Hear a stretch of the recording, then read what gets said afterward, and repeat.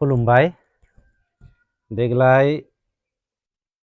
मिरु दुलाराय बाथौ गौथुम लाइमोन आफादनि खुंगा 5थि सेमिनार जोंनि गलाघाट जिल्लानि सिङाव थानाय बे सिसुपानि बियाबनि जि थानसालियाव फैगौ 28-29 डिसेम्बर 2022 खालि साननैनि हाबाफारि लानानै बेहाय जि गाजा गोमजायै सेमिनारखौ खुंनो लादों। बे खुंनो लानायाव आंखौ बानजाय आफादनि आफादगिरि आरो जीवन बसुमतारी बिथांखौ बानजाय आफादनि गाहाय नेहाथारि आरो लोगोसे फाइनान्स साब कमिटिनि आफादगिरि जोंना मानगोनां सन्जिब हाज'वारी आरो सेक्रेटारि रुपेन ब्रह्म बिथांखौ लानानै बेहाय जि मोनसे गोख्रों बानजाय आफाद दानाय जादों।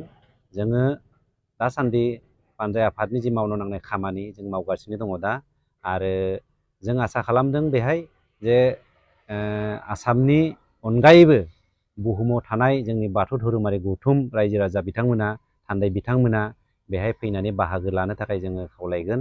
बेहाय जोङो मिनिमाम जोङो 500 जोङो बेहाय थान्दै बिथांमोनखौ जों रिसिभ खालामनो थाखाय जों बेहाय साखाफारा जादों आरो रायजो राजानि जों अनसायनाय मोनदों। जों खावलायगोन बेवहाय सिसुपानि जोंनि गलाघाट जिल्लानि सिङाव थानाय गासैबो जोंना धोरोमारि गौथुम जों रायजो राजा जोंनि बे ओनसोलाव दङ। बर' हिसाबै जोङो बा जों गुबुन हारिबो दङ आरो बाथौ धोरोमनि अनगायैबो जोंना बेवहाय सत्संग ब्रह्म धोरोम आरो जोंहा माखासे जोंहा शंकर संघनिफ्राय लानानै बायदिसिना धोरोमाव थानाय ख्रिस्टान बिथांमोनबो दङ आरो गासैबो ख्रिस्टान धोरोमारि गौथुमनि जोङो रायजो राजा बिथांमोननिफ्रायबो जों सहाय सहयोग जों मदद लुबैगोन, हेफाजाब होनो लुबैगोन। जों गलाघाटआव आवगायाव बेहाय एबसुनि मिरु एबसुनि बेहाय कनफारेन्स जालांबाय आरो इउबिपिनिबो थांनाय बोसोर जालांबाय आरो लोगोसे बेहाय आबफनिबो जालांबाय, थुनलाइ आफादनिबो जालांबाय। बेहाय जोंना मोनसेल' नैबे थालांदोंमोन जोंना बाथौ लाइमोन आफादनि जि सेमिनार बेबो देग्लाय जाना थांगासिनो दङ।